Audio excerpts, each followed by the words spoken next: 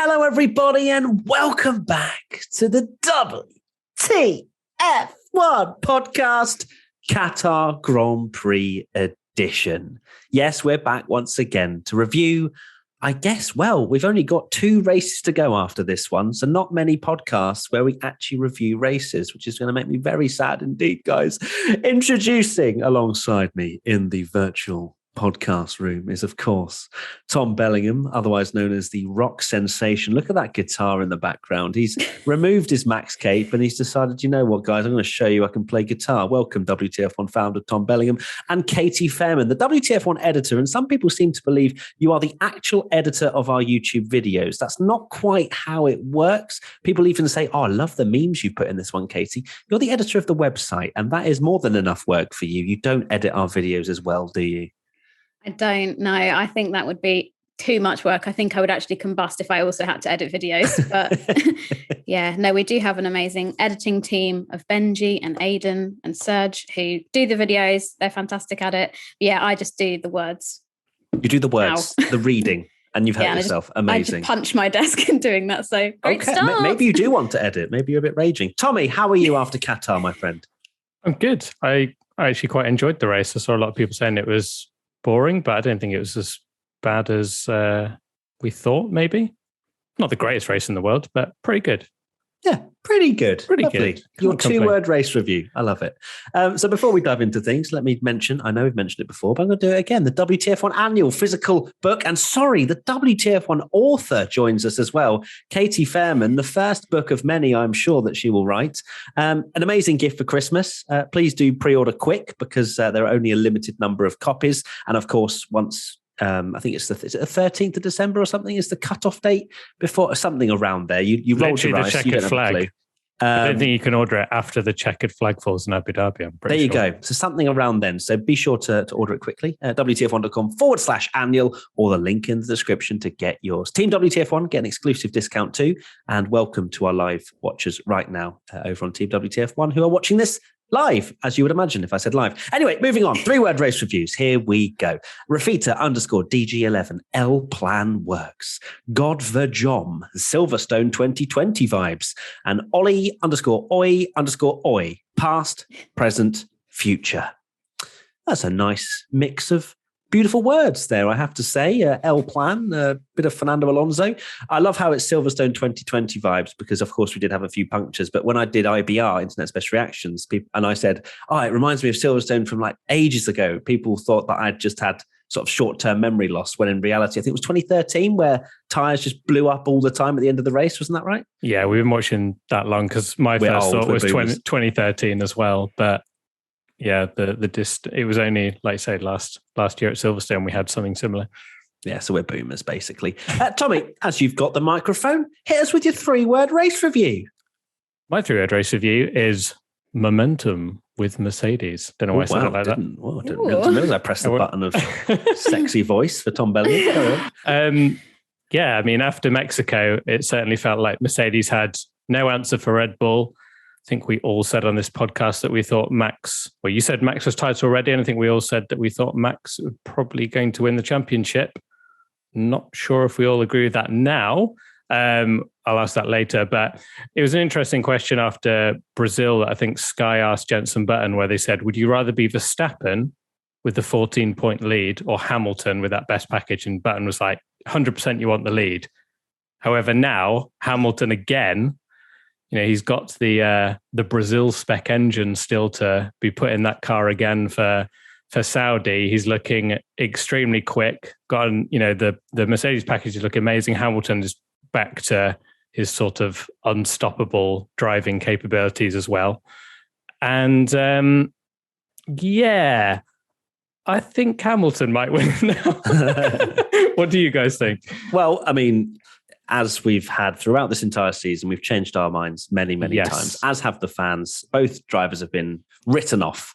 But yes, it does seem as though with this whole Brazil spec engine to come, which some people were caught out by, they thought that they had it in this weekend. No, they had an old engine in this weekend. And the next 2 races will be the Brazil spec. So I remember Christian Horner was interviewed saying, it's their straight line speed is now kind of in line with ours. And we've kind of got what we wanted from, requesting their rear wing to be tested, et cetera, et cetera. When in reality, it might just be the fact that they're not turning up the wick like they had in Brazil. So I look forward to some more comments from Red Bull and Christian Horner. But yes, 8 points the gap, 2 races to go.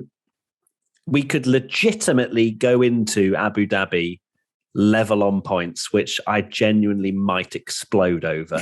Even Abu Dhabi would be exciting with that happening. So, I think Lewis Hamilton certainly is looking the favourite. Yeah, I mean, I love firstly how Toto is baiting Christian Horner. I mean, they've been doing it the whole season anyway, but, he said, we're bringing our spicy Brazil engine. They were his literal words. He's taken the leaf out of my book, throwing the word spicy into conversations. But Hamilton had almost an anonymous weekend, like in terms of just getting that pole by a phenomenal margin. I think it's the biggest margin that we've had for qualifying in dry conditions. And then Bottas also looked to be doing, fairly okay until he then got the penalty for the flag infringement, which, like you said, I'm sure we'll talk about later. And then his nightmare start and the puncher.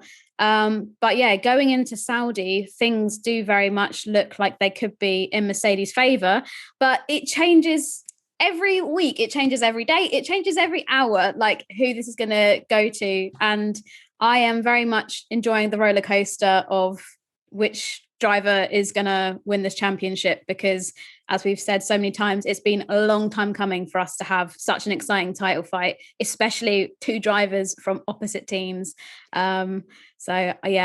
I might stick and still say Max, as you guys are both saying, Lewis. I'll stick to my original thought, which was a few weeks ago, that I think Max will do it.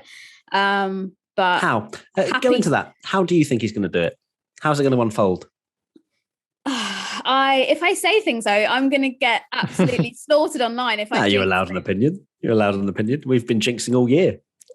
Yeah, exactly. Tommy. I think just looking at the season and the way it's unfolded, Max has come out on top on a lot of occasions where we thought maybe Mercedes were going to be the better package, and Max has, changed our thoughts and ripped up the rule book. So, who knows? I mean, we're going to Jeddah next, and that's obviously a street circuit, and Red Bull haven't done too badly around street circuits, looking at Monaco, looking at Baku. But obviously the street circuit's a little bit different because it's going to be exceptionally fast, which should in theory favour the Mercedes. So I don't know. I'm just going to sit here and watch it all unfold. The fact that we don't know, though, and we're changing our opinion constantly is amazing. Yes, it just shows what an amazing season and how unpredictable it is. Love to see it. We are in the moment right now. Yeah. Soak it up, everybody. Don't just argue on Twitter. Season to end. I know. We're like, don't want us to. Because I remember we made a video a few months ago about, F1 should have less races. Yeah. And I'm also like, I want 1 million. It's very difficult. As soon as you get to the 3-month off season, you're like, okay, maybe I could have a few more. But either way, let's move on to some questions. At Rishnu Raghunat 8, do you think since Jeddah is a street circuit and Red Bulls are usually better at street circuits, it's almost like this is Katie's account, and the walls being so close, it would be a close battle, even though Mercedes would have a better pace? I'm not exactly sure. I feel like the question changed halfway through, but with it being a street circuit and obviously it being a power circuit by the looks of things, you'd have to imagine Mercedes are going to be the quicker going into this. But with it being a brand new circuit, and clearly, when you look at the onboards, mistakes will be punished, that, it's a case of learning the track as well as being absolutely on it, because, Lewis isn't exactly a young man either. Max Verstappen has age on his side in terms of sort of adapting to new things, but either or, it's difficult to say. I think Lewis will certainly have the upper hand of Mercedes. If anything, Mercedes looked likely to get a 1-2 here, to be honest, if you're thinking about, the pace that they've had recently, although Bottas, we'll talk about his performance, I'm sure, but it's difficult. It's a difficult one. We haven't been there before. It's all on paper, but when has paper been right this season? Exactly. Like you say, it's going to be the second longest circuit on the calendar, the fastest street circuit that we've ever been to, got more corners than anywhere on the calendar. In some ways, pretty much repeating my last point, like there is advantages for, the Red Bulls and Ferraris. They might do well in Saudi, but I wouldn't want to discount Lewis Hamilton and that Mercedes, especially if they're bringing that Brazil engine, and we saw what an incredible job Lewis managed to do with that behind him. So it's all speculation, isn't it? We're not really going to know what's going on until we actually get there and see a couple of practice sessions. And even then, everything can change. So in summary, I don't have a clue. I love that. This is just the running theme of the podcast. Actually, there's a fact, I think it's a fact, I saw it on Twitter, so it might be wrong, but I'm pretty sure it's right, that every time Verstappen hasn't had some sort of damage or been DNF'd, he's finished second or above. Yeah, I was going to say that I've just been like, oh yeah, Mercedes 1-2, but also McLaren are the only team to get a 1-2 this year still. Is that correct? Yes. Yeah, we haven't had a 1-2. Verstappen... the only race that Verstappen scored a point in that wasn't, the only time he's finished the race, it doesn't really count because it's Hungary when he had half a car, as they called it. Yeah. With Jeddah, it does seem like it's more of a Monza than Monaco, doesn't it? From what we've seen, that being this insanely quick track, it looks absolutely insane from the Formula One game, that it's just the theory of if there's no silly slow speed corners, that's how you follow each other, and it's just going to be DRS McGee. But technical term. Technical term. Another thing is the DRS issue that Red Bull keep having. They really don't want to have that at Saudi, because if you saw from the replays, the DRS was almost looked like it was folding in on itself when they were using that low downforce setup, and then they had to revert back to a high downforce rear wing because they were worried that it was going to break. And if they do that in Saudi, they're going to be horrendous, because that is surely Monza, you'd think would be Monza spec. So yeah, it's going to be interesting. But like you say, we don't know, because this season is so unpredictable and exciting. We've had 6, 7 years where we could just go, what do you think is going to happen? Mercedes 1-2. And it's been very easy. Verstappen will finish third. Then it will be, but this year, because it's been so unpredictable, it really is it just changes every single race. And that is what is brilliant about this season. You love to see it. We do love to see it. And, everyone like, oh, why don't you know? Because no one does. No one does. Yeah, exactly. Next question. Hello, Traverse. Is it right that Red Bull can basically order another team, AlphaTauri and Gasly, to let Verstappen through? It's artificial and terrible for racing. I mean, it's their team, and if it wasn't done that way, it would be done another way, and that's how Formula One unfortunately works. Of course, with AlphaTauri being the second Red Bull team, they tried to make it not as obvious by Gasly made a little error at the final corner. Whether he actually made an error, I don't know. But in terms of going down the straight, he turned his DRS off, so he was never trying to keep Verstappen behind, or Perez for that matter. So yeah, it is what it is. Basically, you can't really do much about it. They will always have some sort of power over their second team. I think this has been blown up far too massively. I mean, for me, there's no way Gasly is making a mistake on purpose and going off onto the runoff, onto those curbs when it literally obliterated his front wing in qualifying. Yes, I think if he hadn't made the mistake, he probably, would have done exactly the same thing. Just let Max go by.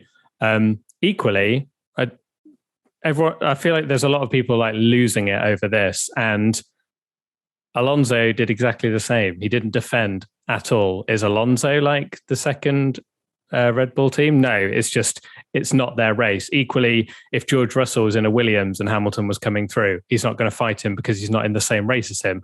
That is how Formula One works. My only thing with AlphaTauri is, until they do something absolutely ridiculous like block Hamilton when he's being lapped or do some dodgy tactics, then you've got the right to complain about them.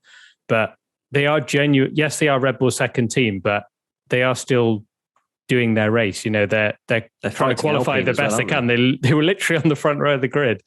I know it was extreme circumstances, but you know, they're not just going, oh, actually, we need to qualify as low down as we can because we don't want to hinder Red Bull in any way. Well, they knocked out Perez in Q2, didn't they, with their soft tyre runs? Exactly. So it's not like they're not completely sacrificing their entire races like people seem to think, and this whole like AlphaTauri thing seems to happen until you know it starts getting questionable like that.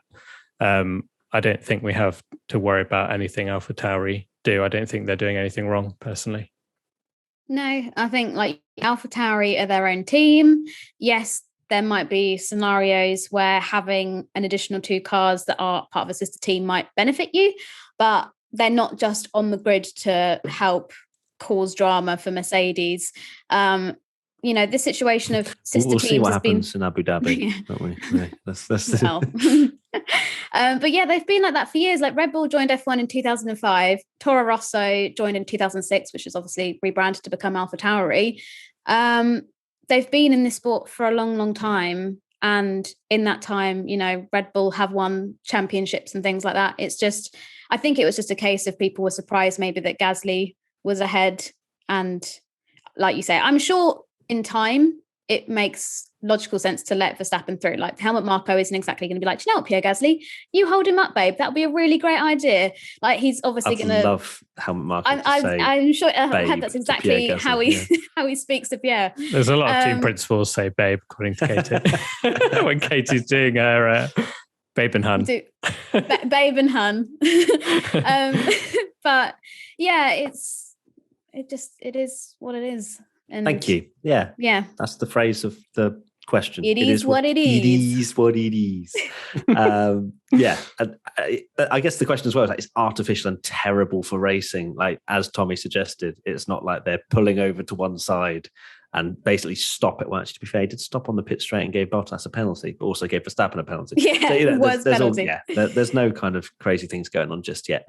Running Waffles, will this title go down to the fastest lap point? How do you feel about that? I do enjoy the strategic racing that fastest lap adds, but wouldn't be too sure on having the title decided by it. Oh, I love it. I'd love the drama. I'd love it if Hamilton and Verstappen are off going and it's between Bottas and Perez to sort out who wins the title. That would be hilarious, but in an actual racing standpoint, it'd be terrible. But this is part of the championship. It's not like the fastest lap point has been introduced for Abu Dhabi and Abu Dhabi alone. Like this is, you know, it's 23 points over the course of a season has been decided via the fastest lap. So for me, obviously it would be a bit of a shame because, you know, if Verstappen, you know, has done all he can, but Hamilton's too quick, but then, you know, Bottas taking the fastest lap away from him means that Hamilton wins the title.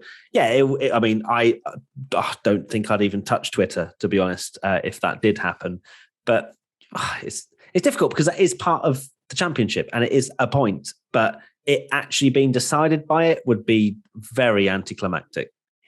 As someone that has covered Formula E Season 2, which was decided by a fastest lap point, I never, ever, ever want that to happen. It was chaos, again. Though, wasn't it? It was absolute horrendous. Chaos. The 2 championship contenders miraculously crashed at turn 1. And then it was decided upon a fastest lap point. Not that I want that to be repeated for Formula 1. Was that still given out for the top 10 or was that anybody? That's a great question, and I don't know the answer to it off the top of my head. So I was thinking if they crashed, they could have been in the top 10. It was anyone because and then he was like it was anyone because they were both pitting constantly to get a clear track. Yeah, Degrassi had to retire. Degrassi had to retire, and then it was down to Seb Buemi. But anyway, we're not here to talk about Formula E. I wonder how that would pan out. So, like, if say Verstappen goes into Abu Dhabi, if we're thinking about this. Yeah, I mean, to be fair, Hamilton's probably going to be like a point behind, isn't he, or something? But then if he wins and Verstappen finishes second in the next race, it won't matter about fastest lap because you'd imagine that the top 3 there's a big enough points gap that it wouldn't be decided via that unless something ridiculous happens in the race and they're in like 9th and 10th. Yeah, so that's the only way. It shouldn't come down to it, but... It shouldn't, but it could, and it's why I really don't like it. And I've said since this moment it was introduced that it's problematic, literally because of what we saw in Formula E. And I agree that the whole season is what decides it. And, you know already that whatever way it goes, in fact, I've seen it when I was going through these podcast questions. Some people were like, clearly thinking if Max wins, they're like, it's wrong that the title's going to be decided on points from the Belgian Grand Prix. That was farcical.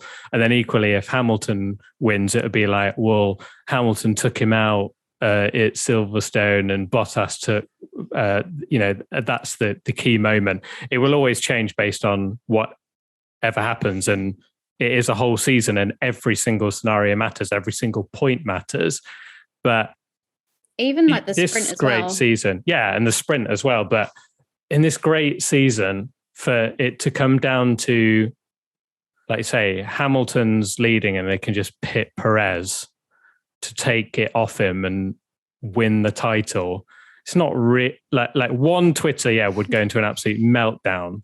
And two, it's just such a rubbish way to decide it. You do want it decided on track. And it would just be, yes, that is how it's played out.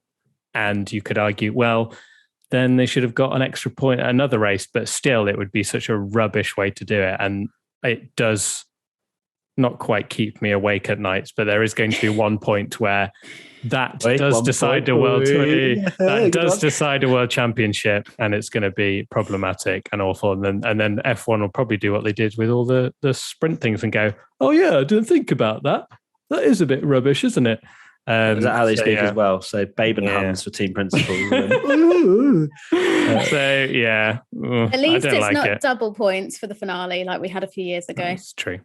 I would love, in an alternate reality, just to see how things went down if, like, for example, Verstappen was on to win the title unless Bottas took the fastest lap away from him. And then then Bottas refuses. Purple sector 2, and then just slows down and says, thanks for the memories or something. And then that was it. There you go, Max Verstappen world title. Oh my God. You just imagine. Oh, wait, you told me to stop at Zandvoort, so I did the same thing. I slowed down at the line. Whoops, sorry. Whoops. Didn't he say it was just a joke or something? Anyway, moving on from completely hypothetical situations. We interrupt this WTF1 podcast with a very quick chat about one of our sponsors for this episode, LinkedIn Talent Solutions. Today, many small business owners are busier than ever. Time spent searching for and interviewing candidates can take time away from managing and growing a business. That's why LinkedIn Jobs has made it easier to get to the candidates worth interviewing faster, and it's free. You can create a free job post in minutes on LinkedIn Jobs to reach your network and beyond to the world's largest professional network with over 30 million people in the UK. Focus on candidates with the skills and experience you need. Use screening questions to get your role in front of only the most qualified people. Then use the simple tools on LinkedIn Jobs to quickly filter and prioritize who you'd like to interview and hire.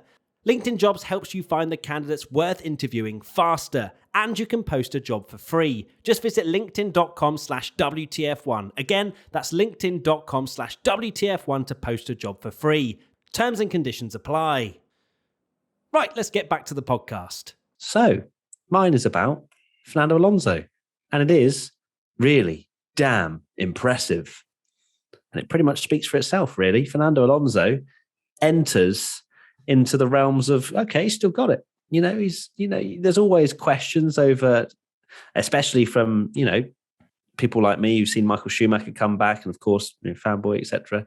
But then to see him come back into Formula One, and it was very underwhelming to say the least. But his 2012 European Grand Prix podium still lives in my memory to this day.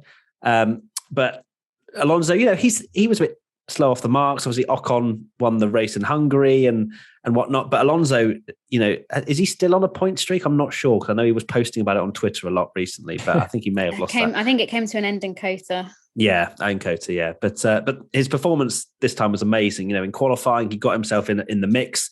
Then, of course, got given 2 extra places. Then I was praying that he was going to be in P1 by turn 1, which he even said himself he was believing could happen. But then Hamilton covered it off very nicely by giving Gasly the slipstream. But he's really shown that he's certainly got not only the racecraft, which we saw in Hungary fighting off Lewis Hamilton, but the pace as well. Like he's an older gentleman, but he's still got that 1 lap speed and that race pace as well. It is great to see an OAP up on the podium.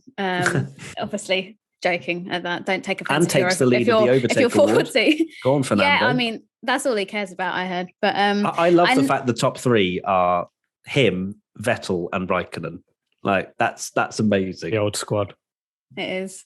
But yeah, I know that I've had my fair share of criticisms of Alonso when he announced his comeback on this podcast.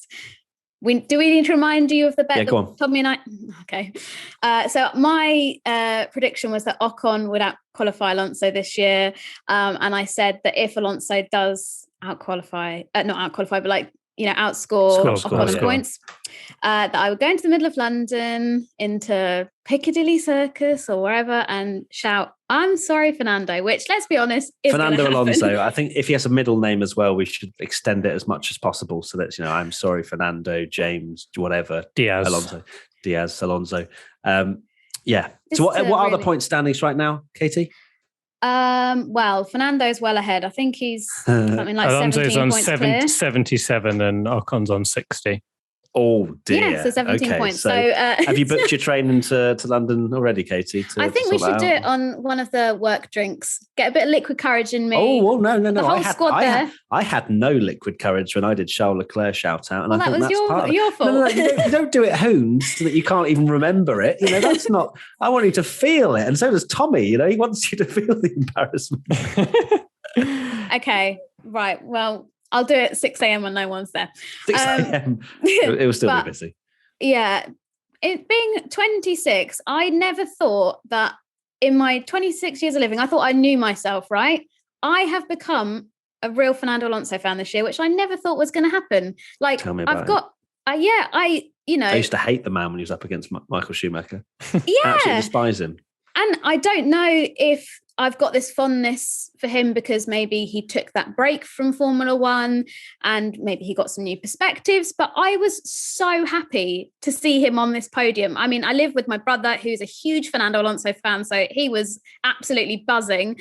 But yeah, I was looking back at images of Schumi when he found himself on that podium for the 2012 European Grand Prix, as you said. And I really hope that this Alonso moment will be one of those things that us F1 fans can look back on in a few years' time and be like, God, that was a really good, wholesome moment. Everyone was happy to see him on that podium. And I genuinely I think that there could be more podiums to come if Alpine managed to pull something out of the bag with these 2020 regs. So 2020, we're going back a year, are we? 2022. Well, I guess I'm thinking I'm thinking about the thing in London. Yeah, they were meant to be, I guess, 2020 rigs, weren't they? Yeah. Oh, you're saving Katie. Katie was not thinking that in the slightest. You weren't. Okay, thanks, Tommy. Yeah, is so good to see Fernando. I mean, I could be smoking here and be like, well, it's never in doubt. Because he's an amazing driver, and I never doubted that Alonso would absolutely just be Alonso because he's Fernando Alonso, and he's in my opinion, one of the greatest F1 drivers ever. And he didn't. I know there was the thing about Schumacher, but he never left motorsport, and he was always doing all these things and doing unbelievably well in everything he was racing at as well. But it was so good to see him back on the podium. Been waiting. It's one thing I really wanted to see before this season ends. Obviously, it might not be the last time, and I hope it's not the last time we see him on the podium. But the fact, he kind of mentioned this himself, the fact that he did it as well yes, there was a little bit of fortunate with Bottas getting a puncture, but it wasn't an absolutely carnage race like a Hungary or a Monza 2020 where he essentially, in a fairly normal race with no safety cars, he got a podium in an Alpine, which is incredible. And I was just watching it back, actually. His move on Gasly at the start is ridiculous, absolutely unreal. I really want a slow-mo replay of it because he hit the car. I've never seen a Formula One car on the edge of grip like that. It was twitching everywhere. And how he managed to, because I know he didn't go for the move. He unfortunately couldn't go for the move in turn one, but he still did what he said he would, where he's got nothing to lose because he pretty much barged Verstappen out of the way. And then he's like, right, I'm going right around the outside of Gasly. Oh my God, so good. It's absolutely epic. God, you'll have a Fernando Alonso do. cape soon, won't you? I will. Jeez. I already have some Gushing. Alonso Well, shirts. I've never seen you speak about Verstappen that way. Wow. Alonso was my original love, so that's why. Oh, that's why I hate you so much. Right. Question, Tony Man 21221627. Will Alpine be able to give Alonso a good car next year so he can fight at the front? Well, let's roll the dice, shall we? Another question. Another prediction. Prediction. Look, I think if Alonso is given a car that is really, really good, he'll be able to fight at the front. And I think he will. He's probably one of the best defensive drivers we've ever seen. So to be able to give him a good car, and also, we know from evidence of this season and particularly Qatar that he's still very much got it. Ocon, Ocon, lovely man, not exactly, a Leclerc or a Norris or even a Sainz. I'm going to start putting Sainz in this mix because Sainz has been very good this year. He's still, Ocon still has won a race and has proved himself quite well against Perez at Racing Point, etc. So it's a decent-ish benchmark for an old man, and he's now doing really, really well against him. So, yeah, why not? Yeah, Alpine. I feel like Alpine more than any other team. I wouldn't say like completely sacrificed it, but they're always thinking about that next rule change. That's why, if anything, Ricciardo went there in the first place, which seems like a lifetime ago now. But with the rule change in mind, and that's why Fernando came back, because it was, he clearly, and he's been very vocal about it, he doesn't like the current era of Formula One, where until this year at least, Mercedes won every single race, 1-2, and you can't compete. And he was very vocal about that when he was at McLaren. What can I do? At least back in another era, I could compete. But so he's come back with that in mind, and Alpine have, more than any other team, I feel, have really not cared too much about this year, and it's all focus on next year and the big rule change. So yeah, I mean, I'd absolutely love it if they had a good car, because I think Alonso would be challenging for wins and podiums if he had a car to do it. But I mean, Alpine would absolutely have taken, if they have put all their effort into next year, they'd have absolutely taken fifth in the Constructors' Championship and got a win this season and a podium. But yeah, I think they're a team that have really just completely, their whole focus is on this new regulation change, which sometimes works, but also we've seen that go very, very wrong in the past before, with the likes of BMW Sauber and things, where they've sacrificed their car to do next year's car, and then it's still not been very good. So we shall see. Again, it's one of those questions that we don't know until we get there. But the evidence is that, in theory, they should be better because they've put more effort into that new regs. Yeah, I mean, Alpine have had such an up and down year this year. One racetrack, like, I know that they did particularly well in Qatar this weekend because they gambled on the one stop compared to their rivals, but they've gone from looking competitive one weekend to literally being nowhere the next. But one of the, I guess, positives that maybe Alpine/Renault will have is that they just can look after themselves. Now they're not supplying any other teams with power units, etc. It's just they can be in their own little bubble and focus on that, and hopefully that will be beneficial for them in the 2022 regs. Don't have to deal with Christian Horner. Yes. Yeah. Bye-bye. We interrupt this WTF1 podcast for a very quick chat about our sponsor for this episode, Manscaped. Attention listeners across the galaxy, all the way from Australia to Houston. Do we have a pube problem? If so, our friends at Manscaped have cleared you for takeoff with their 4th generation and brand new Lawnmower 4.0. If you're ready for an out-of-world experience, look no further than the Performance Package 4.0 from Manscaped that has just taken off in not only the USA, but Canada, the UK, across Europe, Australia, South Africa, and Singapore. Inside this package, you'll find their Lawnmower 4.0 trimmer, Weed Whacker ear and nose hair trimmer, Crop Preserver ball deodorant, Crop Reviver toner, Performance boxer briefs, and a travel bag to hold your whole solar system. So what are you waiting for? You can get 20% off plus free shipping with the code WTF1 at manscaped.com. That's 20% off plus free shipping with the code WTF1 at manscaped.com. Trust me, your body will thank you. Right, let's get back to the podcast. Right. Now it's time for me and Tommy. It's run time. Me and Tommy to go take a nice sort of 10 to 15 minute toilet break as Katie comes in with her 3-word race review. That's good. I like it.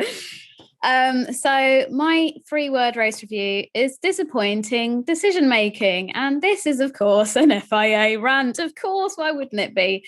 Hopefully I won't get an official warning like Christian Horner did for basically bad-mouthing the FIA and the stewards and the marshalling, which was quite interesting seeing that decision document pop up saying call to the stewards, Christian Horner.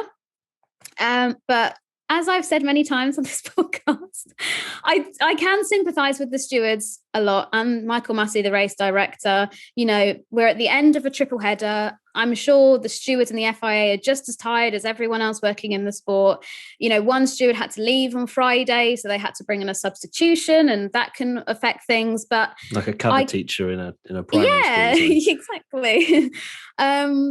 But this week, like, there's just been so many criticisms, not just from little old Katie having a rant in her flat in, near Brighton. It's like drivers are now beginning to question the consistency. Obviously, we had the Verstappen, Hamilton writer of review that was brought up by Mercedes on Tuesday, and then that was meant to be kind of decided on Thursday, and then they said we're going to leave it overnight and come back tomorrow morning. And then after the driver's briefing, you've got people like George Russell, who's a director of the GPDA, saying that no outcome came from that driver's briefing, and that they have, like, the rules of racing are becoming very much blurred lines and what they can and what they can't do. George said to the race, for me, Verstappen's defense against Hamilton was well beyond the line. If this was the last lap of the race, that would have been a slam dunk penalty in my mind for Max.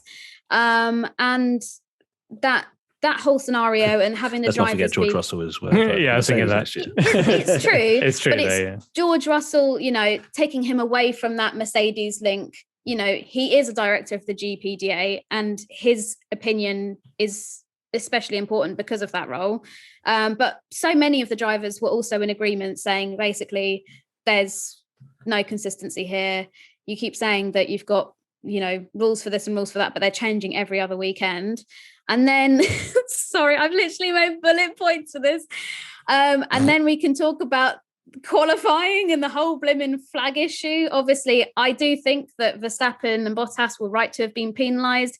If you see a red flag, something's not right. If you see a double yellow, to slow, to stop, all that kind of stuff. Like, if you literally see a car on the straight, you probably should slow down. Yeah. Take a leaf out of Fernando Alonso's book. I think that's another saying I've just made up, but a page out of Fernando Alonso's book, in that you see a car stopped. Maybe you should slow down because you don't know what's going on. So I do agree with the penalties. Open DRS and drive towards the line. But before Verstappen got there, obviously he was the last on the track. So he, maybe you could call it unlucky, was the one that was dealt with the marshal who was waving the double yellows. But in terms of consistency, once again, there seemed to be absolutely nothing there. Sebastian Vettel was going past panels that were flashing yellow, but then they disappeared when other cars came about. Seb seemed to be one of the only people as well that had yellow flags come up on his steering wheel, his dash. And Michael Massey said about this that the flag marshals are the ones that are responsible for both the physical flags and the light panels, and not race control, which is fair enough, although he said race control can overrule it. And then he said that if the marshals deem that it's a single or a double yellow flag, it's up to those officials to determine that, and they judge what they see before them. And I can appreciate as well that where Gasly stopped in qualifying was possibly between marshal posts. So you might have Group A that think this is definite double yellow situation, and then Group B might think actually it's only a single yellow because of these reasons. So I can see where there's some complication, but that was just messy and shouldn't be happening. You can look at all the excuses, but the bottom line is consistency is key. And then we were still waiting for an update on the provisional starting grid, which by regulation should have been at least 4 hours before the start of the formation lap. We got that 75 minutes before lights out, and we got a final starting grid 50 minutes before lights out, which was even amended to swap places for Bottas and Sainz. Because they got that wrong. Yeah, and I forget, maybe it was Sky that said this, or I heard it somewhere, who said that the FIA aren't responsible for publishing the provisional and the final starting grids, which, okay, fair enough. But how has it got to the point where you put a provisional starting grid out and then we've got Ferrari and Mercedes arriving for that P5 or P6 slot? I can't remember which one it is off the top of my head. And then going, well, we're here. And then someone else going, no, actually, we're here. Like, that shouldn't be happening, like literally an hour before lights out. So it's just disappointing, as I said in my 3-word race review, that there were just several instances where these inconsistencies that we've been going on about all season have come to light. And like, I think there's a question that's going to be asked about it, but Christian Horner is somebody who likes to run his mouth anyway. I'm not saying the guy is shy of being controversial, but he obviously was not happy about this rogue marshal, as he called it, who was why he said Verstappen got this penalty. But I can see that, Christian Horner and others in the championship are getting a bit tired of having the rules change depending on what the weather's like outside, like all these variables. There doesn't seem to be any kind of like nice joining of dots. Everything's very sporadic and different. And I mean, it's just me going on another rant, isn't it? But it's just beyond frustrating. There you go. Well, there you go. Going to get my official document in.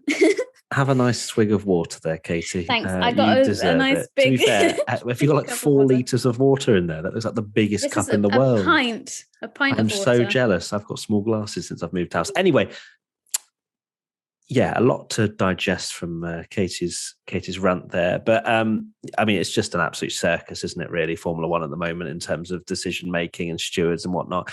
We never had this with Charlie Whiting, really, not at least in the public eye. And it all very much seemed like F1 was regimented and had an idea. There were mistakes, obviously, that crop up, but it was quickly resolved. And we didn't have any sort of lasting, lingering taste going into the next race that, they wouldn't be able to then deal with whatever they had in the future. So, for me, it's an absolute miracle that Michael Massey is still in this job, in my opinion.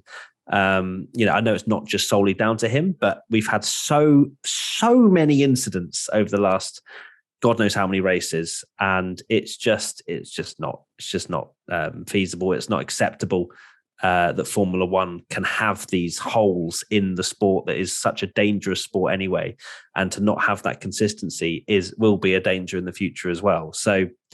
Yeah, it's disappointing, as you say, Katie, and it's something needs to change. It needs to be tightened up, however that is. And you mentioned like tiredness. Like tiredness shouldn't be an issue. It shouldn't be a factor. It should be if that is the case, there needs to be more of a rolling. As much as we need stewards that are the same, because then it's consistent. You also can't have at the same time people who are tired making wrong decisions, because that will eventually be catastrophic. So, yeah, something needs to change.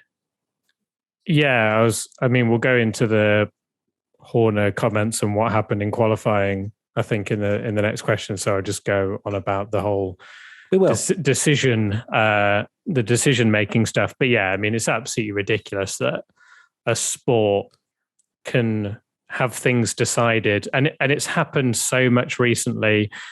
I think I even said myself, the cynic in me thinks that it's just playing to this whole Drive to Survive drama, where they want Formula One in the news as much as possible, to drag out as long as possible and have us talking. But even in Brazil, we shouldn't have gone into free practice 2 without knowing what was happening. We did FP1, didn't we, in Qatar, before we even found out what was happening with the Verstappen thing in Brazil? I believe. The right to review thing. Yeah, right to review. Yeah. So we'd had a thing then, and then this whole incident. You could even watch it on Twitter or F1 TV or whatever, you could watch what happened in qualifying. And again, it's a case of, no, we'll do it tomorrow. And then it took so long that it gets decided just before the race. Where Right to Review. Sorry, Tommy. Right to Review was done on the Thursday because that was when they had the press conferences for the team principals, didn't they? And they did it during That's on Fridays. Oh, was that Friday? No, it's on Friday. Yeah. So it was after the sessions. Oh, God, sorry. Yeah, because it was meant to be.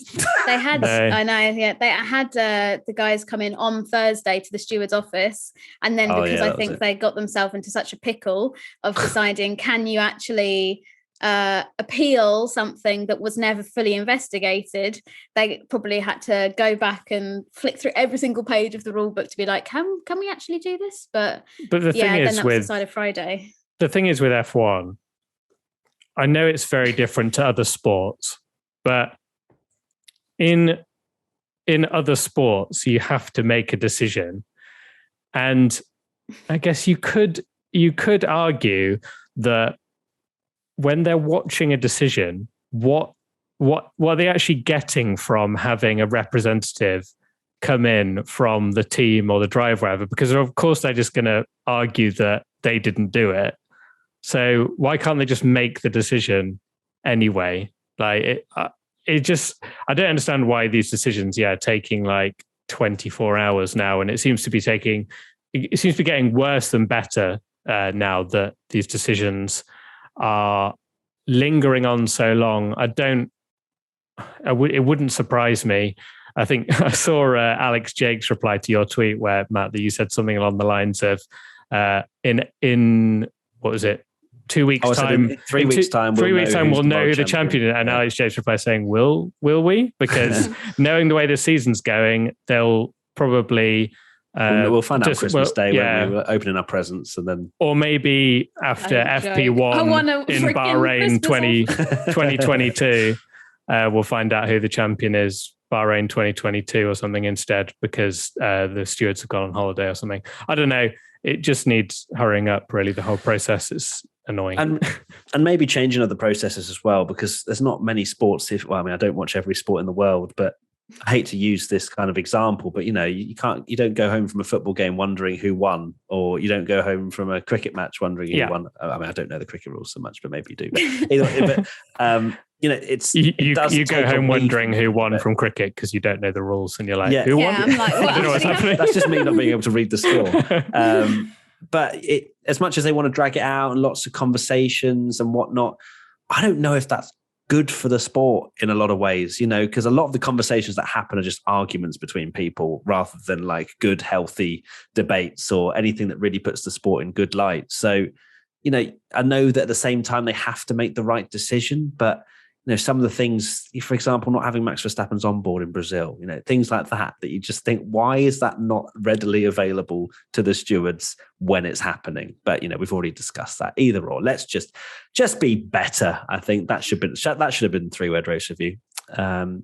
Question, San Mir Man. Horner was a little bit harsh on the marshal who was waving the yellow flags as a result of the miscommunication between race control and the marshal. But I think he had a point there.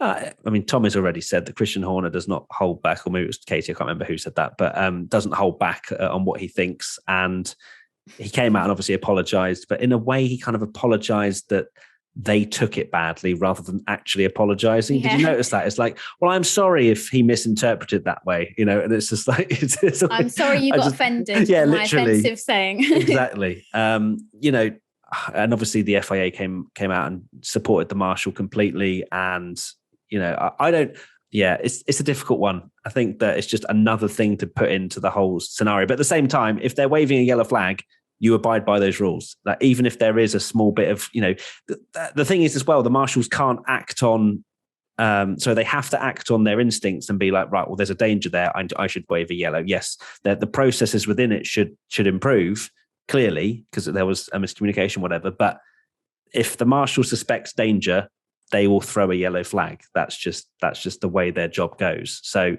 to blame the marshal for Verstappen not abiding by the rules, no, not for me. No, they shouldn't have blamed the marshals. I think he's got a point in terms of how the whole process was done. I mean, we've seen video of it. And like you say, Vettel was getting a thing on his steering wheel. Someone wasn't. Someone got light panels. Someone didn't get light panels. And it's all for the same incident. And even at the end with Nicholas Latifi's puncture, it was going green, yellow, VSC. Like the whole thing is quite concerning how long it takes for them to make a decision. And it's worrying how indecisive these decisions are, because, if Latifi is off the track and in a dangerous place, throw the virtual safety car. We saw it in Baku, didn't we, where Leclerc was saying it was an absolute joke how long it took for the virtual safety car when Max is stood on the straight as cars are going past at 200 miles an hour.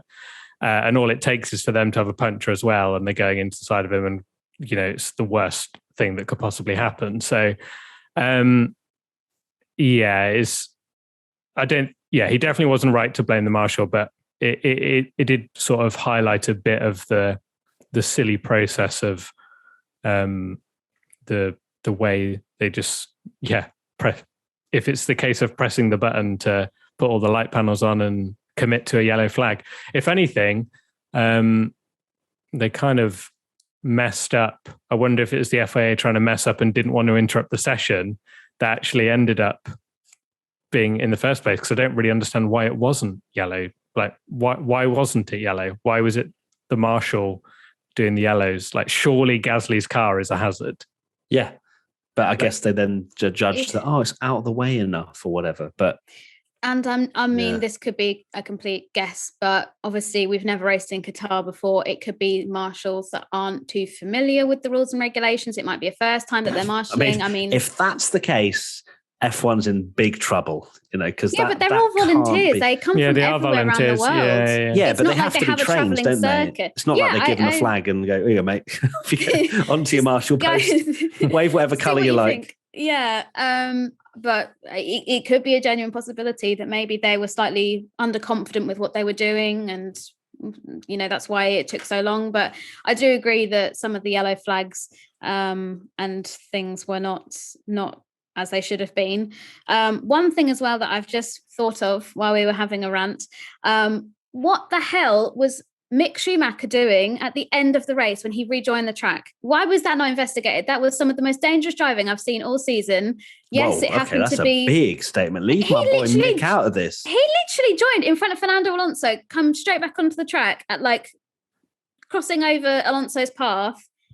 It might have been that maybe things like this happen frequently and we don't see it because, we're not looking at onboards at the back of the grid. But the fact that was just Mick's nearly wiped out Alonso on his way to the checkered flag.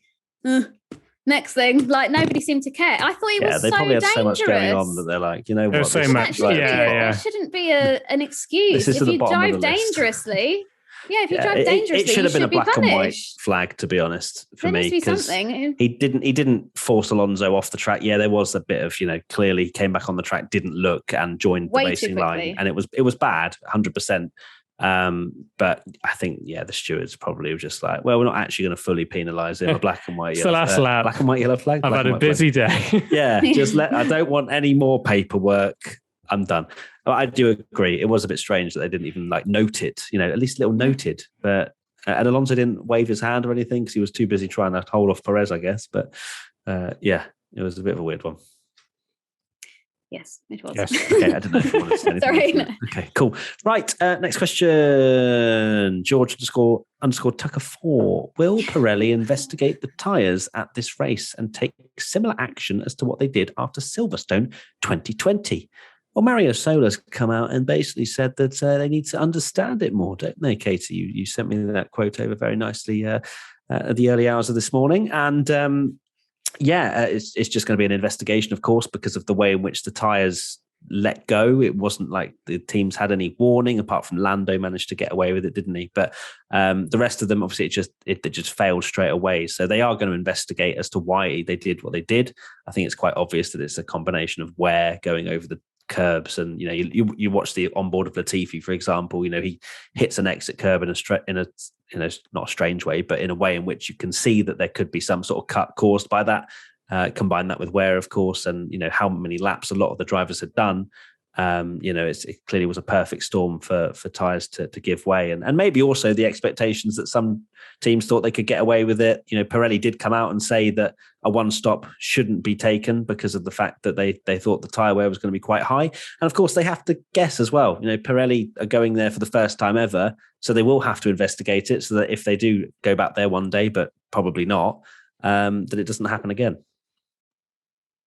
Yeah, so ready for rant 2.0. Oh, God, okay, put your feet up. It will be a quick rant.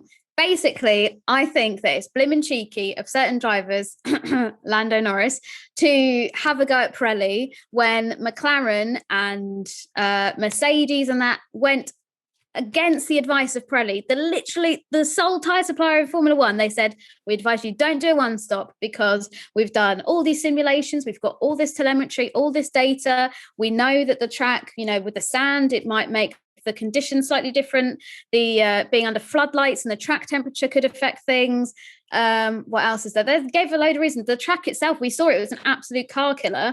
And they said, don't do a one stop. And so the F1 teams went, do you know what? I'm going to do a one stop, and then throw their toys out the pram when they get punctures. Obviously, punctures shouldn't really be happening, but if you wear your tyres down enough, it happens. And you can't be there, slating Pirelli when you have literally gone against their recommendations. It worked out for some teams.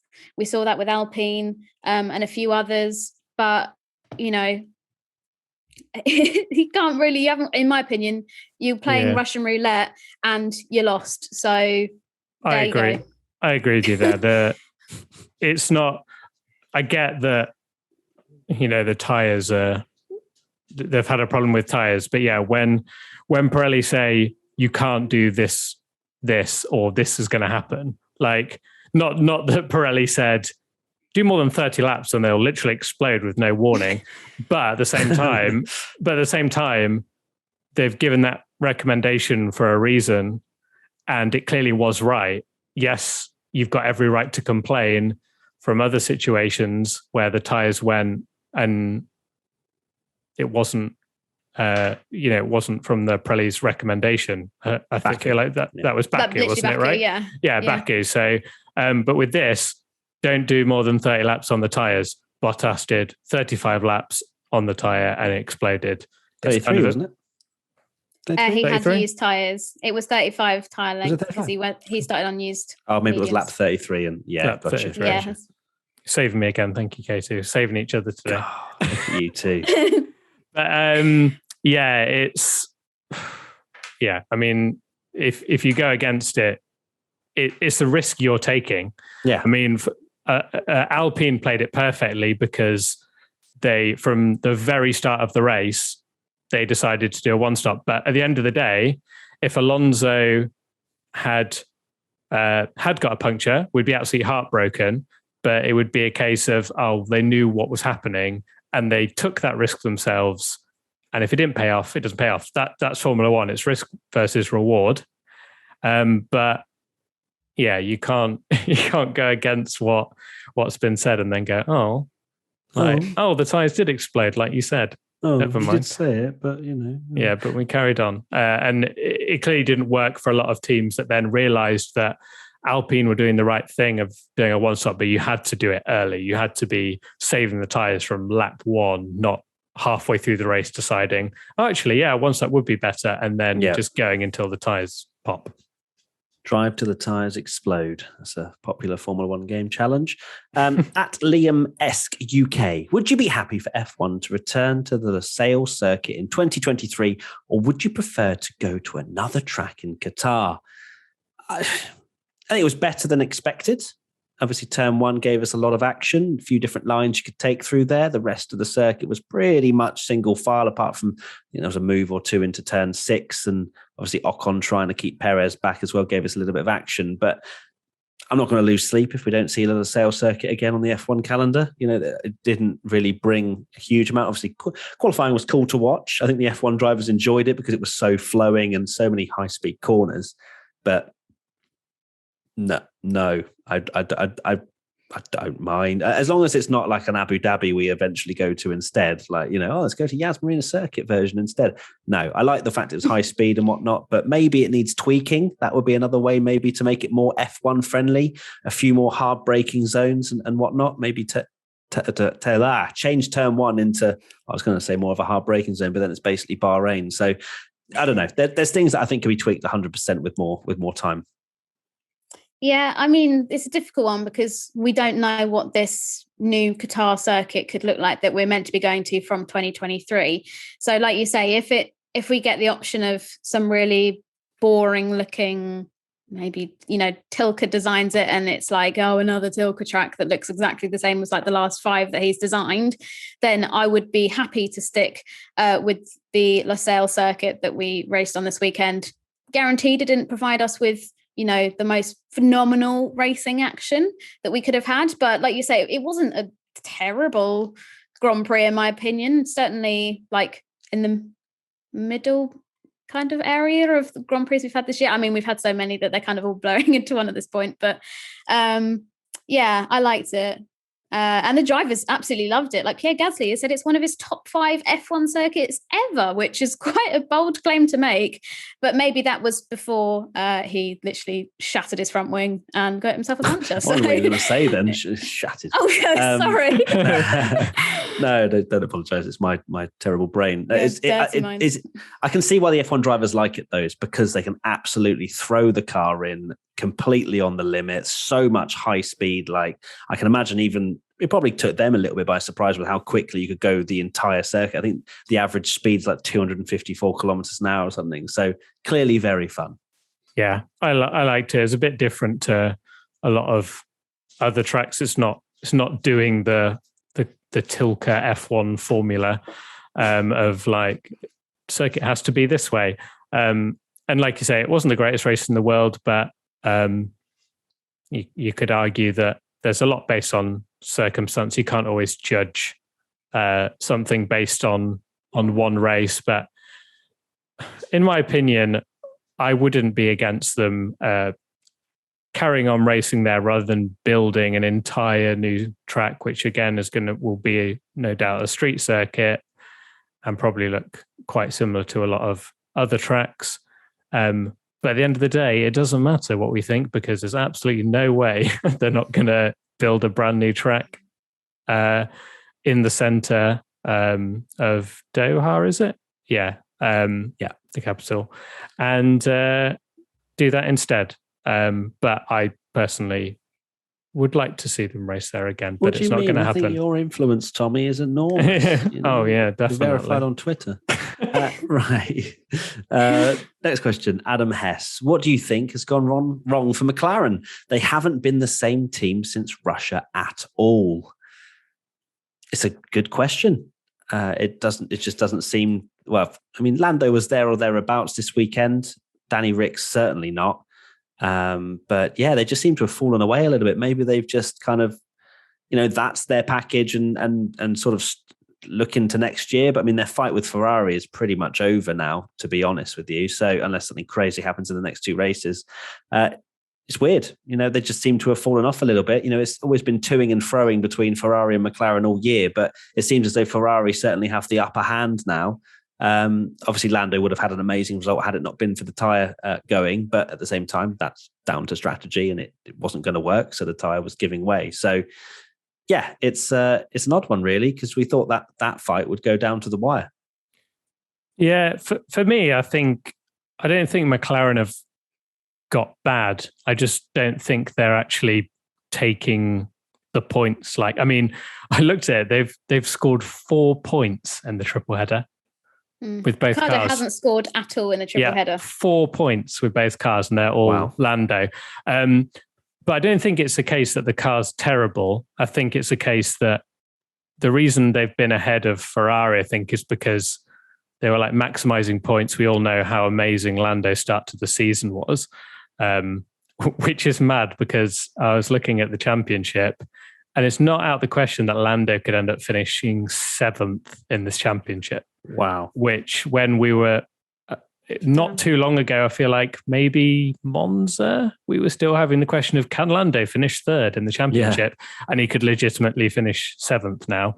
It's pretty He's only great. 1 point ahead of Leclerc. And yeah, exactly. So it could easily be done, but I think it's more McLaren making mistakes. Drives and team. You had Ricciardo, his incident in Mexico where he wiped out Bottas, and he's there with Bottas, so he didn't. Obviously, the car's not slow if he's up there with the Mercedes to take it out. Lando in Brazil as well. He was up there. He was going past the Ferraris, but got a puncture.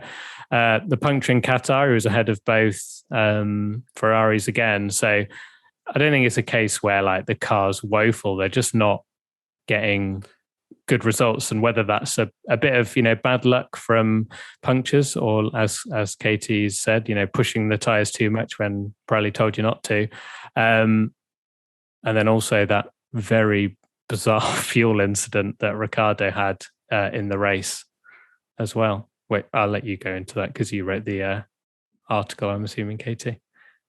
So essentially Ricciardo was told from the very first lap that he had a fuel warning on the dash yesterday, but he ignored it because it's strange to get it that early. But he was told very early to save fuel, and he apparently was saving it so much to a point where the tyres got cold and the brakes got cold, which at times made him 2 seconds a lap slower. So pretty much triple-headed to forget for Daniel Ricciardo. Like you say, there were... But then it was a lie, wasn't it? Like he didn't need to. It was a problem with the computer. I think so. I think it was probably like a software issue. Sometimes. So you didn't actually need to the whole race. No, but I guess it's better to be safe than sorry. If you get some good points and then get disqualified or something, but yeah, it is unfortunate. That's weird, but I'd argue it's the other way around. Like, you filled up the car, just go for it. Like if you're not going to score points because you're 2 seconds a lap slower, surely there's no. Yeah, but really Formula One teams like to listen to computers more than sense a lot of time, don't they? But the person, Adam Hess, who asked the question, mentioned that they haven't been the same team since Russia, and it could be complete coincidence, but obviously McLaren's biggest rivals this year, Ferrari, brought in a updated F1 hybrid system at Russia. So it could well be that maybe they've not been the same team because Ferrari, evidently this new package that they've bought is exceptionally strong and they're doing really well and picking up those positions that maybe McLaren could have benefited from beforehand. It might just be coincidence, but I think that there is some part to play in the fact that Ferrari have secured this new package of stuff and it's working out well for them. Lovely stuff. Well done, Ferrari. You've done well. I love it. It's like, they've improved a huge amount since Russia, and they're still a million seconds off the pace of Red Bull and Mercedes. Well, baby steps. More Hamilton and Hamilton and Verstappen, but that's true. ABCDF1 time. Let's do it. Press the button, or don't. Put the audio in, or don't. Who knows? Will Tommy remember this time, or will you hear this audio? Right, here we go then. ABCDEF1 time. Lewis Hamilton, A star. A star. A star. A star from the fans to Valtteri Bottas. Got mugged off by Mercedes, but also crapped himself at the start. And that's the musical of ABCDF1. Thank you so much I'm going to sing every single ABCDF1 the musical. I think it is C, just scraped. Yeah. C, yeah. And a C from the fans. We're still there. Can we do it this week? Will it be agreement week this week? Max Verstappen, A. Oh, you delayed there, Katie. I thought you weren't going to agree with that one. A from the fans as well. Sergio Perez. B. B. Just. B. Okay, just. Why do you say just? Because his qualifying was appalling, which put him on the back foot. But I think he would have, he actually got through the pack very quickly as well. Not as quick as Max, but quickly. Better than Bottas. Certainly better than Bottas. I think he was a bit unfortunate not to get third because, probably without the virtual safety car, And I'm surprised genuinely as well that they didn't stretch out Perez's stint longer because he's Mr. Tyres. Yeah, so well, didn't work, but I'm sure Red Bull are clearly just thinking about the drivers, aren't they? So they are absolutely. A B from the fans as well. Lando Norris, of course, was running in a very strong position, then had to pit with his tyre deflating. I think that's a B. Gone for a B as well. Yeah, B as well. And the fans gave him a B. We're still there. 5 from 5. Daniel Ricciardo, of course, as you just mentioned, his problem caused him to be quite a way off the pace, but also knocked out in Q2. It's going to have to be D. D, yeah. Yeah, I've gone for a D. Yeah, you're wincing there, Katie. And a D from the fans as well. Charles Leclerc, he finished P8 behind Carlos Sainz. It's a B. Yeah, because B. Yeah, I think B. he had the B for cracked both the drivers, chassis, didn't he? Yeah, I think it's a B for both Ferraris. They finished 1.2 seconds apart. Yeah. Oh, that's nice. B. And a B from both the fans as well. We're still there. We're through Ferrari, guys, and we've agreed. This is incredible. Sebastian Vettel, he finished a lovely P10, as you say. I think that's a B. Yeah, B. Could have been even more. Oh my God, but he was still going. Punted, wasn't he? And he was down in 17th at the start. That's a good point, The fact that he got a point is very impressive. It's very, very impressive. Why was he down to 17th at the start? I think it was... Was he one of the guys that got run wide? Yeah, he got caught out at the start. I think it might have even been Bottas's poor start that made Vettel run wide, and he just had an absolute shocker and dropped all the way to the back. Interesting. Lance Stroll, a P6 for the lad. A. Definitely an A, yeah. Great drive. Yeah. And the fans gave him an A as well. Oh my God. 1, 2, 3, 4, 5, 6, 7, 8. We're halfway through the grid. And we've agreed the entire way. Pierre Gasly finished 11th after starting on the front row of the grid. This might be where we disagree. Mm-hmm. I think that is... I've gone for a C. Oh, okay, yeah, no C. I've gone for a C. Oh, God. It's saved. Wait, wow, do the fans agree, though? The fans did agree. C. Okay, right 11 out of 11. Yuki Tsunoda, he finished 13th. It's a C. It's a C. C. Oh my God, it's a C from the fans as well. I'm going to cry. Fernando Alonso, A star. That's surely another one. A star, definitely. Oh my God. Okay, Esteban Ocon finishes P5. I think that's an A. A. An A. Oh God, an A from the fans as well. I think it's, Kimi Raikkonen and Antonio Giovinazzi finished 14th and 15th. Surely that's a pair of C's. Pair of C's. Tommy. Tommy. Wait, where did they finish? 14th and 15th together as friends. Yeah. It's a pair of C's. Oh my God. And the pair of C's from the fans as well. George Russell, he finished 17th. It's a C because Williams are nowhere.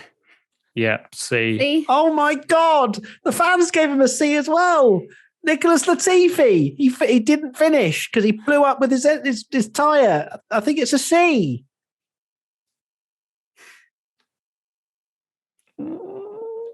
I think he's scraping a C. He scrapes it, Tommy. He has to scrape it.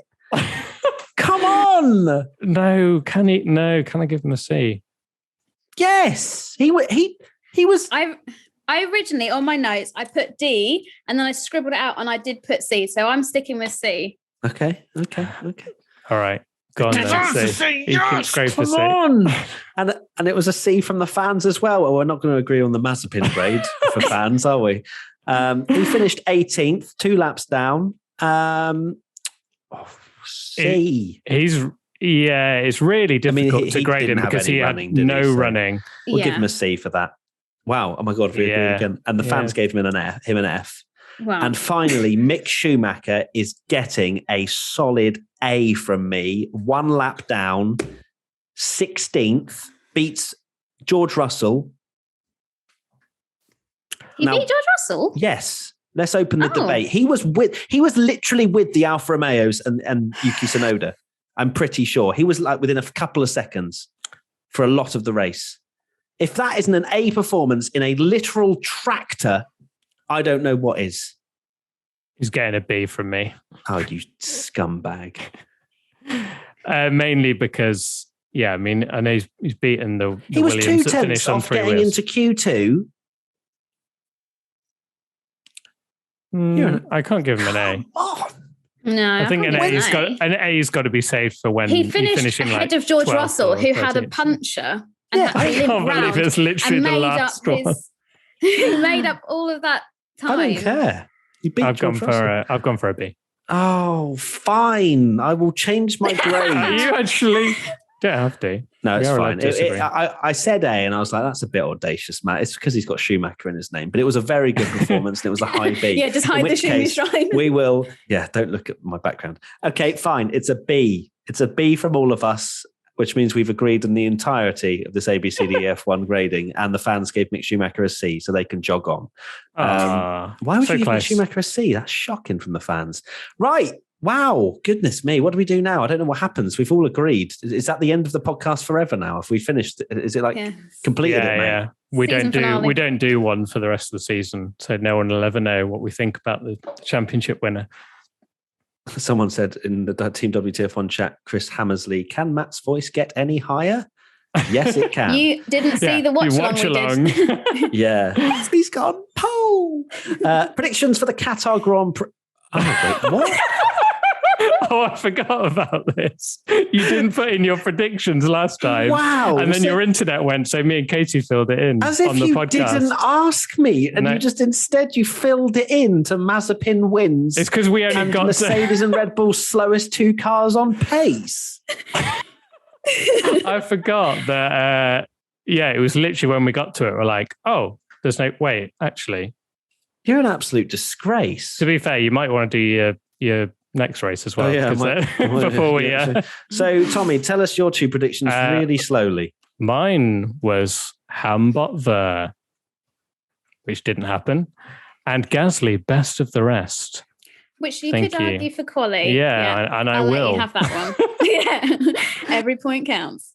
So I went for issues with tyres, which aged like fine wine, and Norris top 5 result, which I will didn't happen argue, because issue with tyres.